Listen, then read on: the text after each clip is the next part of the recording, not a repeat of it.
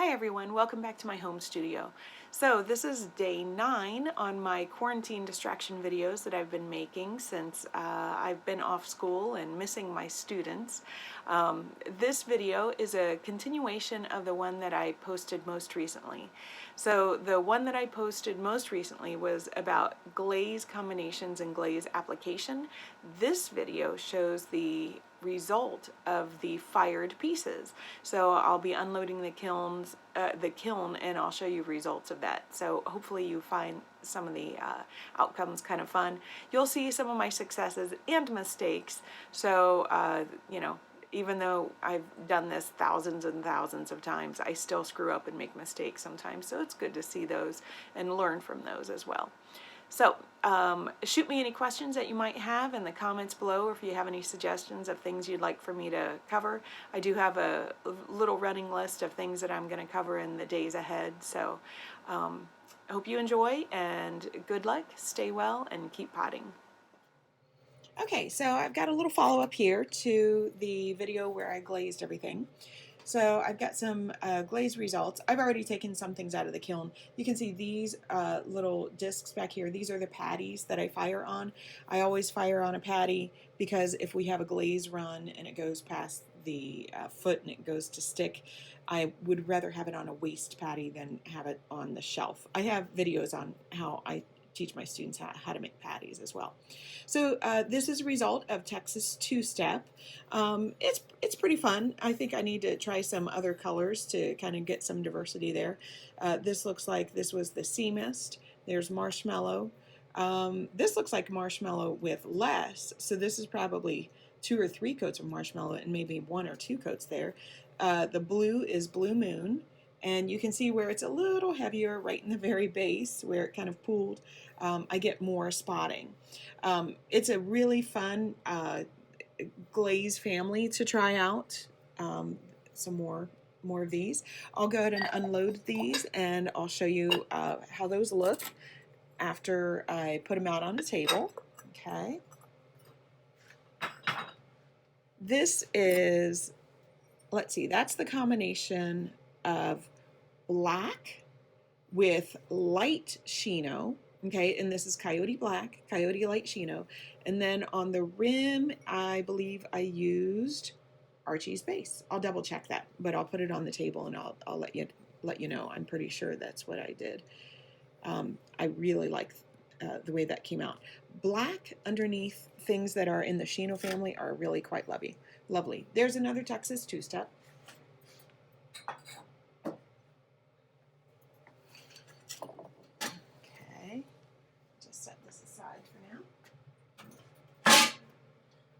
And let's see, what do we have here? This is the baby blue satin. That's pretty, with blue purple on the rim. Nice. Okay. That one looks like it's stuck a little bit. Let's see. Oh, that's what I refer to as a vapor glaze. You can see that you get a little glaze ring on there. The glaze just puts off a little bit of vapor that will actually kind of create a little bit of a seal or a sheen. Okay, this is one of my all-time favorite combos. Love the black with Desert Sage over it. So it has a similar quality to that, the light Shino one. This one has gunmetal on the rim as well.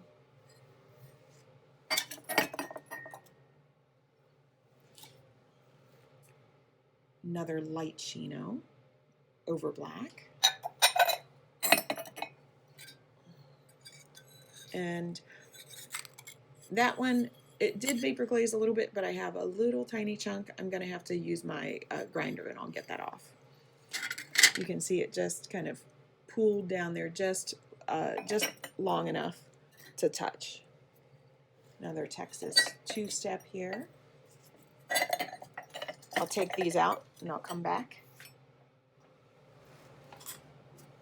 Okay, so I'm down to the next layer, and I just wanted to pull out a couple of these first.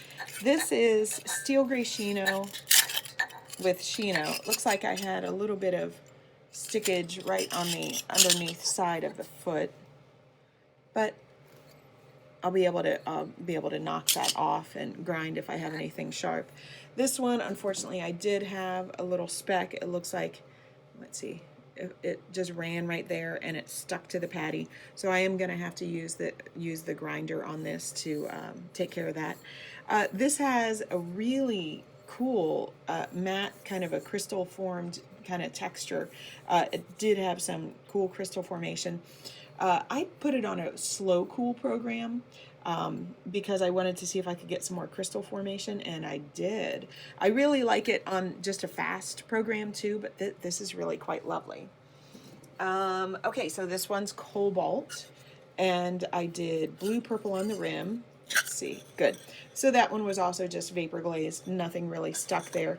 I will always go over the bottom of the foot though with something to grind off any maybe groggy kind of texture. I'll always do that.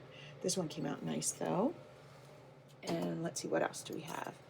Here's oh, I had it stick. Okay, so this was the Lapis and the robin's egg. I really like this combination, but I definitely must have taken down the robin's egg too far because you can see it ran badly there.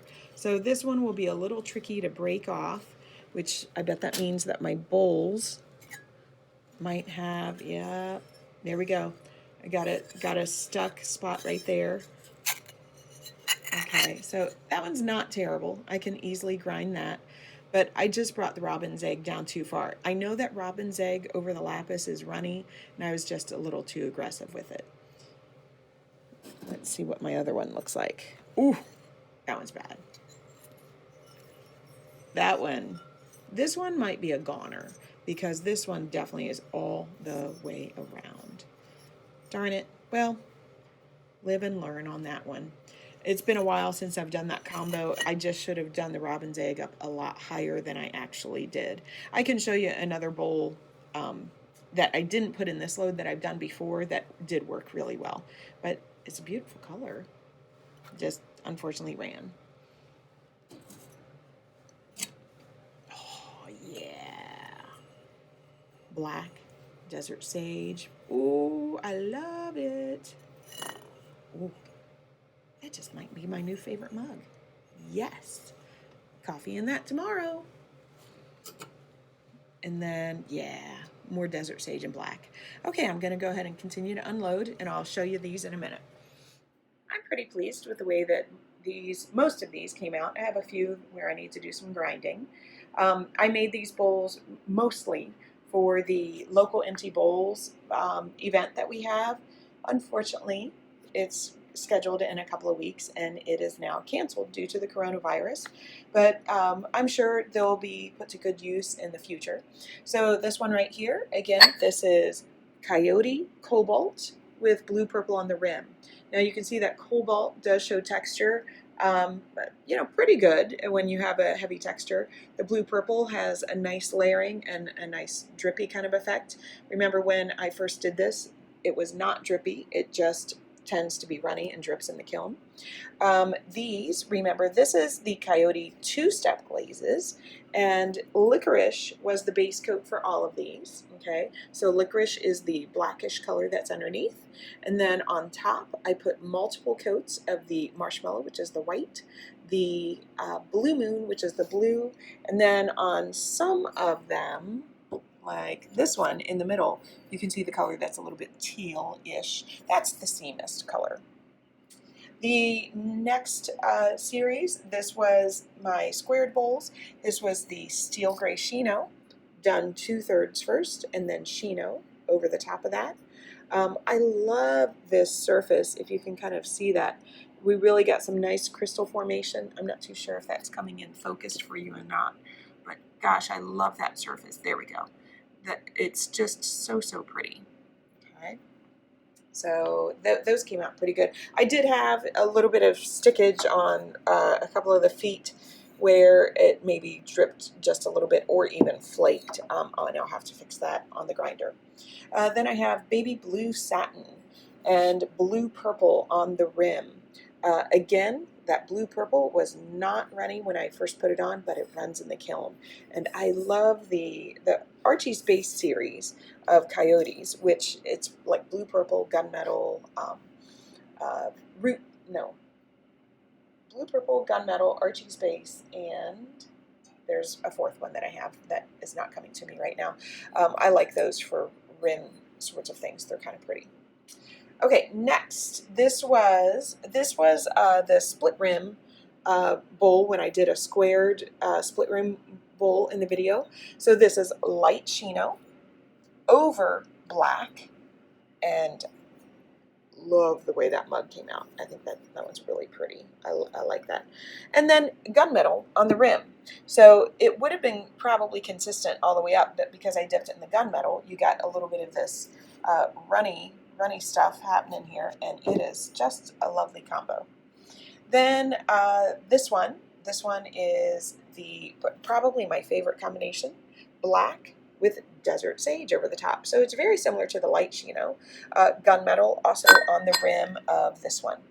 Now, the one thing that I encourage people to experiment with, if you have not, experiment with black underneath any of the Shino family, and you get some really cool results sometimes. And then this one, this is the Lapis, the Coyote Lapis, and you can see Lapis there on the bottom. It's a very purplish blue, and it has this is Laguna. This is not Coyote. This is Laguna Robin's Egg, which I think is just an outstanding glaze. I think it's so pretty. However, it can be runny.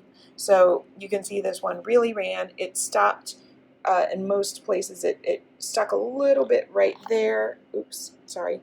Stuck a little bit right there. I'll have to fix that with the grinder. I can show you that. I'll do another video on how to grind. This one stuck, unfortunately, quite badly. I don't know if I'll be able to salvage that one. This one stuck pretty bad. We'll see if I'll be able to salvage that. Again, that's Lapis with Robin's Egg over the top. This is really, this is a bowl that inspired that combination, but this one had no problems. Now, I really should have paid attention. I don't know how far down I dipped the Robin's Egg. Maybe I only dipped it to this this angle. That is very possible, and maybe it ran the rest of the way. So I definitely went too far on these. I should have kept it more like this, so I had a little bit more of the Lapis that just showed at the bottom.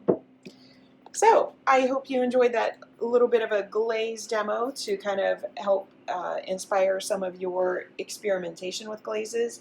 I think just experimenting with glazes is one of the funnest things you can do, as opposed to using them straight out of the jar. So good luck, keep potting, stay healthy, and keep learning.